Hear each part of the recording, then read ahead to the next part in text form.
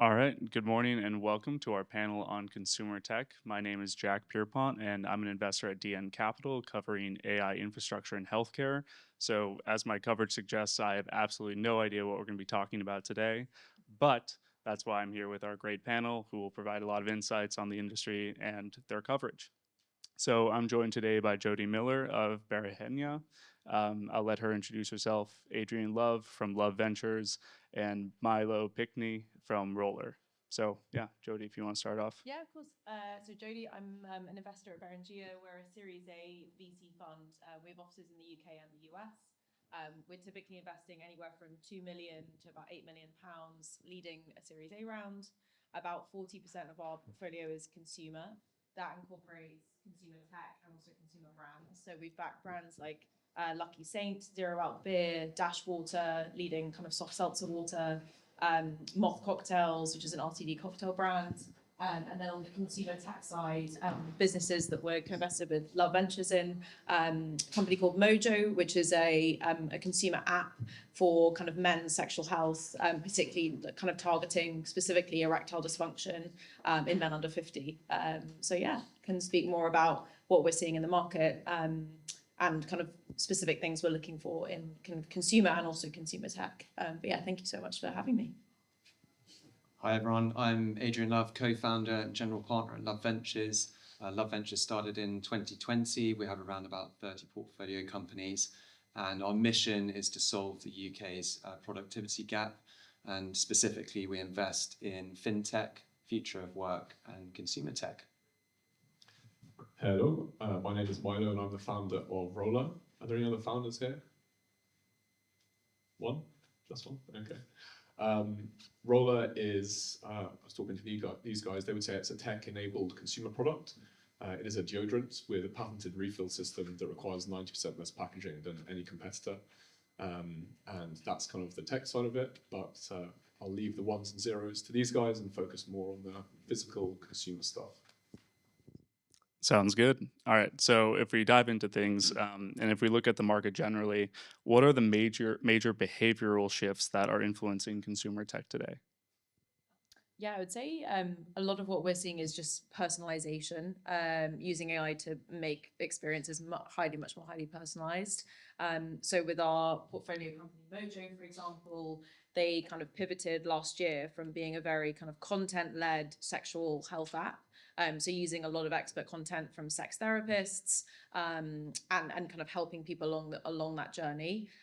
Now with LLMs becoming so much more powerful and so much more reliable, they changed the product quite dramatically into a one-to-one coaching, almost kind of therapy like relationship. So when you sign up for their app, you can literally kind of have a real life kind of conversation as you would if you were talking to a sex therapist, and still obviously leveraging all of the expert content from the sex therapists and kind of leading, I guess, experts in the field. But it's a much more personalized experience that they're now able to develop. And they're trying to emulate kind of that therapeutic alliance that you would have if you were, in a therapist's room. So I think that's kind of where we're seeing a huge change going forward is really around kind of personalization.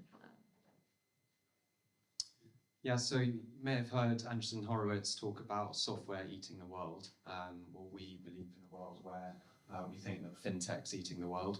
So specifically within consumer, we see a lot of innovation coming from the likes of fintech and moving across horizontally into other industries. We've had experience of that as prior to Love Ventures, my co-founder and I invested in Revolut when they had around about 30,000 users. They've now got 50 million worldwide, and here in London, we see that innovation firsthand. So taking some of the learnings from what we see in fintech and applying them within the likes of payments, etc., into the innovation we see within consumer tech.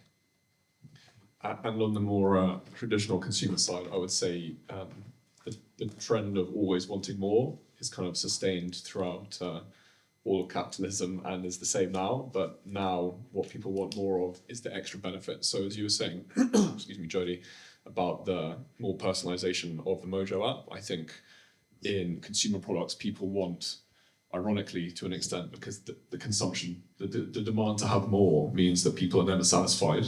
But now products need to differentiate themselves with sustainability and with wellness benefits. But I still think that those are hygiene factors for most people. It's becoming more normal for up-and-coming brands to have that as a given, to enhance the experience, and the experience is still what people demand most.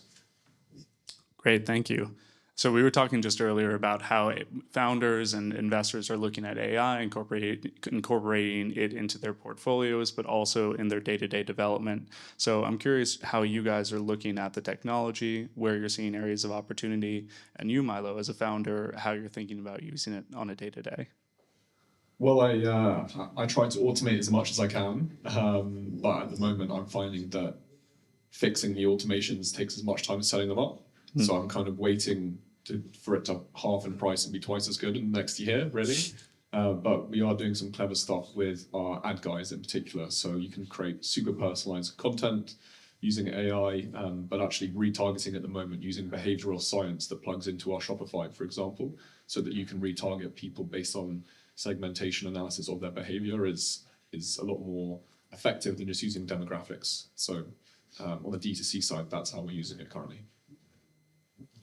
So internally, we often talk about the 10x human, and what does that mean? Well, we had a portfolio meeting yesterday, and actually the message on founders' lips at the moment is how can they augment what they're doing as CEOs and founders? So it's not just the technology side with their CTOs and their tech teams, but it's actually, how can you drive organizational change to really bring through and augment what's going on within AI within your business itself.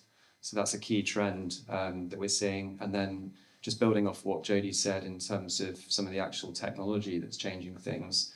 Mojo, for example, have developed their new product that they released, and within 15 weeks, they grew their ARR to 1.65 million within that new product. And that particular product is conversational AI. So we see a world in which that is very much, the nature that people are using AI on a day-to-day basis. And I'd actually be interested in the audience, who's using AI in their daily workflows. If you do it every single day, can you raise your hand? Yeah, so a lot of us. So the pace of change is enormous in this area. Yeah, I don't think I have anything to add on that, but yeah, I totally agree. No, it makes sense, and that's what we're observing in our work as well, and also in our portfolio companies. But one of the things that we touch a lot on at DN is, how do you establish trust and a relationship with the technology that you use on a day-to-day? So I don't know how you guys are thinking about this in terms of your AI workflows, but how, and also with your portfolio companies, how are you getting customers to trust the product, especially when it's as innovative and new as AI, where you're likely to share more personal information than you otherwise would? Yeah, I think so going back to Mojo, it's a highly sensitive, emotive topic. A lot of people you would think wouldn't feel comfortable talking to an AI bot about their ED, to be blunt. And it's really interesting seeing, I think, where Mojo has a lot more defensibility and brand and trust is the fact that there is still a lot of expert content. So they're going through, and I think a lot of consumer tech we see, they miss this piece around brand is still incredibly important. You might have an incredible product, but if you don't nail brand and marketing, it's never going to get into the hands of users. So a lot of what they're working on is how do we build more expertise into this product and use kind of influencer marketing to establish that level of trust. And using kind of, experts as kind of almost AI clones to be able to, again, bring that credibility and make users want to be able to trust. And so if anyone knows like Matthew Hussey, for example, is a, big influencer within sex and relationships, how do we get Matthew Hussey to be able to almost clone himself as an AI coach into the product? And I think that's the really interesting piece within consumer tech is how do you bring these marketing and products together to build that level of trust into the kind of top of the funnel marketing acquisition. So I think that's still a very big challenge that a lot of consumer tech is still trying to figure out. Can I ask, I don't know who that guy is, but do you think it'll get to the stage where they will clone him and they'll clone his voice. And so if I'm a user of the app, I can go on and talk to like an AR or whatever version of him, and he'll have a conversation with me. Yeah, potentially. Yeah, it's a good question. I don't know whether the voice, will matter so much. It'll be interesting to see, whether that really, consumers really care about that. But I think at the beginning it was an interesting idea they had of, do users actually just want to create their own AI sex therapist and design their own, from everything, the gender, the age. But actually they're finding consumers still, to your point, really, they care about the brand and the trust. And so having someone they already listen to, watch their podcast, see their content, having them be the person at the front and center of the app is really impactful. That's why I ask, because I feel like they already trust them, so it might be an easy way for them to feel like they can open up to someone who they've already interacted with, even on a one-way street. Yeah, exactly. Just to touch on the enterprise side of things, because we invest a lot of B2B to C consumer tech businesses, and actually some of the organizational change side of things is really important. So founders really knowing their market and having found a market fit and being able to speak the same language as enterprises is really important, because often they're going through organizational change themselves to bring in these types of products. So that's really important too. Gotcha. I think this is maybe a question more for Milo, but how are you thinking about sustainability and in your product, your development, and how are consumers relating to that now? Because it's something that we see that, you hear that maybe it's a trend that's pulling back, but in my personal experience, it's totally been the opposite. I think it goes back to kind of what I was saying earlier. I mean, you see, there was a Chinese lady who did a live stream and sold like millions of dollars of products. And she picks something up and throws it off screen. Like everything gets like 2 seconds of screen time. And that's just super, super like fast fashion, and people don't care. And on the other side, people say that they care more about sustainability. I think the balance is kind of somewhere in the middle. So you look at Surrey as a toothbrush. The first thing that people see when they see Surrey is something that they know, but it's more beautiful. It looks lovely. They want to see that in their house. It's got a little thing that you can clip to the mirror. You're like, oh, I can imagine where that goes in my house. And then you read that it's sustainable. And I think for most people, sustainability, at a very basic level, people just want nice things and they want to feel good about what they have.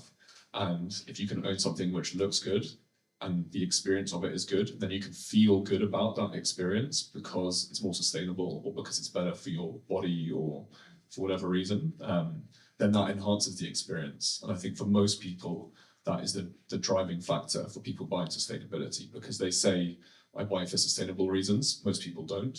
I used to talk about Elon Musk selling cars, electric cars to climate deniers. That kind of talks about why people want the elevated experience. And I think it remains a hygiene factor.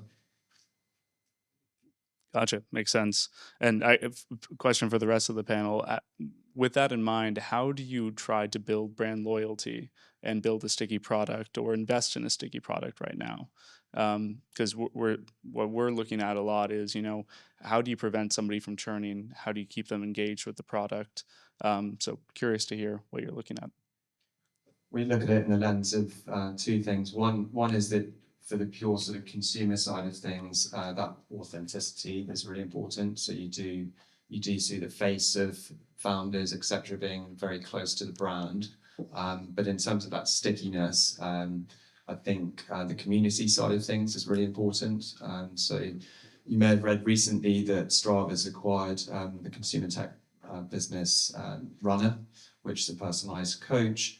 And I think some enterprises like Strava, it's been going for a while now, are finding it difficult to bring in some of that innovation and bring in, the likes of the community side of things. And so they're having to acquire, smaller, fast-growing brands, and they acquire the community with it. So that's a trend that we see increasingly across the space. Yeah, I think very, very similar. I think a lot of it again goes back to, if we think about Runner, what they did incredibly well was influencer and having like a micro community of influencers that made running cool effectively. And people that weren't runners were being brought into that product, and almost seeing running as this new incredible thing. It's kind of reinventing something that's just been around for such a long time. And so making something glamorous and exciting, to the point, you know, I felt like whenever I would meet up with friends, people were talking about it, and just getting so excited about the product. So I think a lot of it is thinking through word of mouth, and organic, because I think we see a lot of businesses that are super reliant on paid marketing, and it's just not sustainable.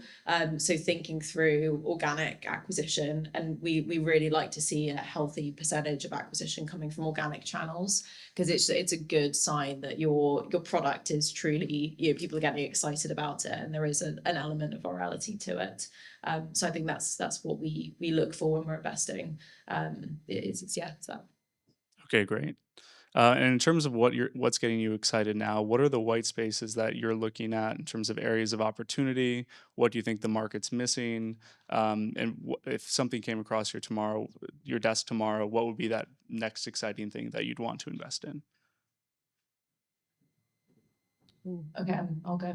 I think a lot of people have written about this online, but the sense of online fatigue and people wanting more of this kind of community, and inline IRL communities. So again, with Runner, I think what they did very, very well was, you know, it's obviously an app, but they did a huge number of like running clubs, activations, like in real life. And I think we're seeing a move back towards, you know, people really wanting to find ways to connect with people, meet people. You know, we live in a world now where a lot of people work remote. It's incredibly lonely. People are online dating. People are frustrated by those experiences. So I think for me, it's anything that's actually bringing people together in real life. It's an incredibly like difficult problem to solve. But for me, personally, I think it's the like loneliness, isolation, anything that's kind of bringing people together, and tackling that is really interesting to me. I still get really excited by consumer fintech. I think we do it brilliantly here. It's almost an underloved sector at the moment. But if we look at our portfolio company, Tembo, for example, is the 5th fastest growing consumer fintech company to hit 5 million in revenues after the likes of Revolut, etc. And I think there's a new wave of these types of businesses. The neobanks have paved the way, but actually there's a lot of room in the space to own a category and then go into adjacent products and services. So I believe that interest rates will remain higher for longer, and that consumers are, you know, looking for savings and investments and be able to, you know, have these personalized experiences within their apps, and then be able to go into other products and services from there. And I have absolutely no ability to invest in anything, so nothing will come across my desk. But I think any product or service that it enhances the experience across as many touch points as possible in some way. So it could be more sustainable in a new way. It could have new wellness benefits. Maybe it's super personalized. Maybe it's speaking to a chatbot, so you feel like you have your own personal therapist. I think that is the most exciting thing, and I think that's what people want. They just want good experiences. Okay, awesome. We got to wrap it up. I know we're running behind. Do we have time for questions? Okay, great. Yeah, we can open up the room to questions. If anyone has one, just raise your hand. On Runner, do you think these like influencer-led growth is going to stick? Like, will we have runners in 10 years' time in the same way we do today? Just hype around it? That's a great question. I personally think yes. I think people buy from people. I think we saw back in the day it was these like, you know, super high profile influencers, and that became a little bit fatigued. I still think the kind of smaller micro influencers, I still think that acquisition strategy is here to stay, as long as social media continues. I mean, I'm sure we'll have new platforms, new evolutions, but and influencer marketing might look slightly different than it does today. But I think the concept of you know, discovering products from people you follow and you engage with, I think is still very compelling as an acquisition channel. So yeah, I think it still is, but. Just to build off that as well, I think the phrase is social commerce, and I think it's here to stay. We're investing in a company right now that is going to help brands really measure their performance of that whole channel, and they just simply don't know where to start, whether it's a L'Oreal or whatever it might be. They just simply don't know how to manage it. All these influencers, but then also making sure the right product messaging is going out. And having the right platform governance as well. So I think it's a huge space that's only set to grow. And from a consumer point of view, so James Watt, Brewdog Guide just started, was about to launch Social Tip, and I'm just really intrigued to see how that goes, because it might create a whole wave of people who can make small amounts of money by talking about the brands they love, and that's a whole other level of micro-influencing, or people might just not care. So we will see. You guys probably get a ton of pitch decks to talk about AI. What are your initial questions in your head to separate those that you're going to be more interested to learn more and those that you think might be bad or something that's going to disappear? I can take that. Yeah. One of our advisors, who's a founding board member of Skyscanner, popped it in our chat recently, the Sam Altman video, so watch it. But just imagine a world 5 years from now and the development of these large language models, and they're going to just disrupt so many point solutions. So you've got to think of 5 years from now, what the landscape's going to look like, and that the power of compute, and it's just going to be a sea change from now. So that's the lens with which we look at investments that we make. I think for me, a lot of it is kind of the so what, that I see so many pitch decks where it's just like, we use AI, it's like, why? Like, why is that important to the consumer? And that's often where the pitch deck misses that fundamental point is, if we're investing in consumer, I don't see enough focus on the actual end customer. What's their benefit? Why is this a superior experience? And ultimately, how do you drive loyalty through that? So again, we go back to Mojo. Like, one of my first questions when they decided to incorporate, Gen AI into the product is like, what is the end goal? And for them, it was increasing lifetime value, increasing engagement, and therefore increasing retention. And that's the hook that I think, and that's what you need to prove out, is that there needs to be some real benefit of either increased scalability, increased loyalty, increased retention. If that's not there, then I just kind of question, like, why are you doing it? And yeah, that'd be my point. Yeah, just to build off that very quickly, I think the ROI component is the most important thing for an investor. You don't want to be investing in a wrapper. You want to be delivering value to your customer, whether that's on the enterprise or on the consumer side of things. So if you can demonstrate that to us and make that the first thing that we see in your deck, you have a pretty compelling deck for us to review. And then I guess the last thing is, don't build something that could be easily commoditized, and don't build something that a foundation model might roll out in the next couple of weeks, because their pace of progress dwarfs anything that a startup can achieve. So just my advice there. Back to the room.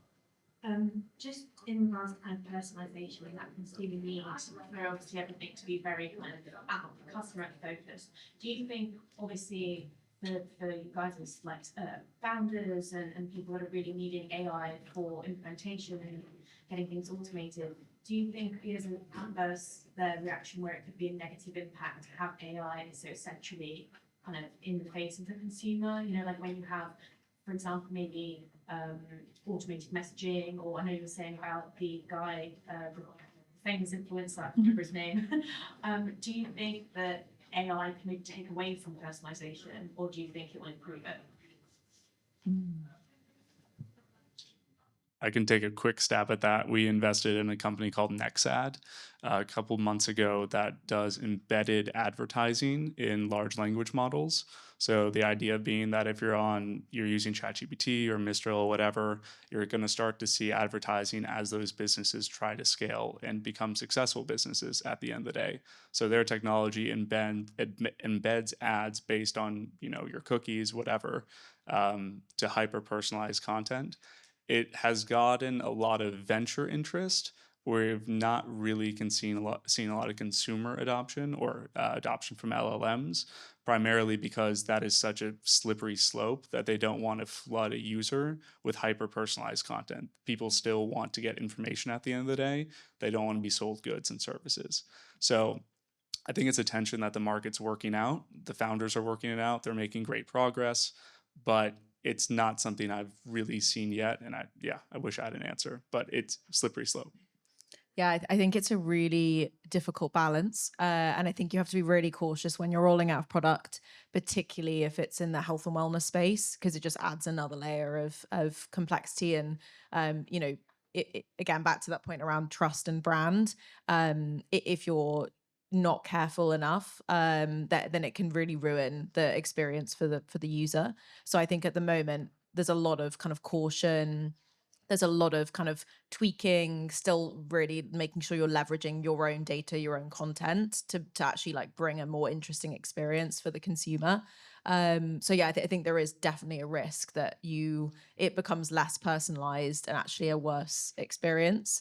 So yeah, I think taking like a more cautious approach around training the model, testing it, speaking to a lot of users, getting feedback, it is really, really important for sure.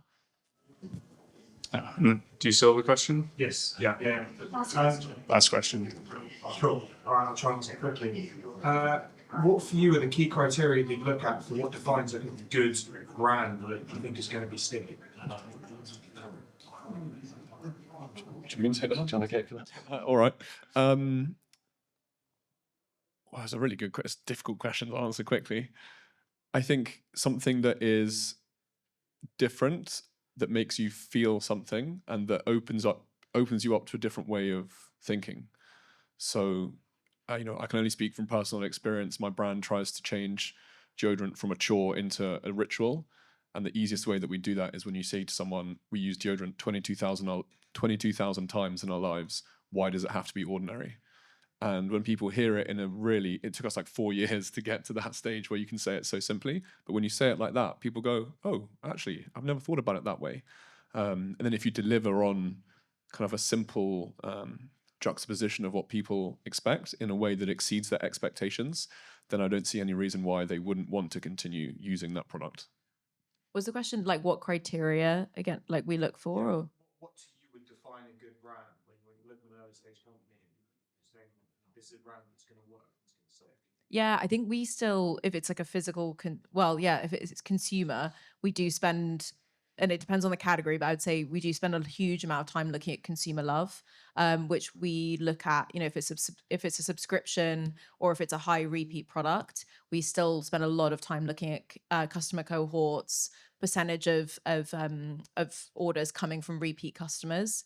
And I would say, and again, really varies on category, but if you're seeing kind of north of 50% of orders or kind of repeats, then that's a really good sign that you've got a product that people really love. But I think what's important is to look at category benchmarks. So, deodorant, you should have a very high repeat rate, right? Because you should keep purchasing that. If it's a holiday, very, very different statistic around kind of frequency of purchase. So I think for us, it's a lot of looking at, retention, loyalty, because ultimately, if you've got a good product, people should come back and they should repeat, and hopefully they should also spend more. That's an even better sign if they're coming back and, you sell a deodorant and then you also sell hair care. Hopefully they come back and they also buy other products as well. So I think spending a lot of time looking at unit economics, repeats, customer cohorts gives you a really good insight into your customer, and understanding why maybe they don't come back and repeat, working on that. Great. I think that's all the time we have. So thank you. Thank you, panel.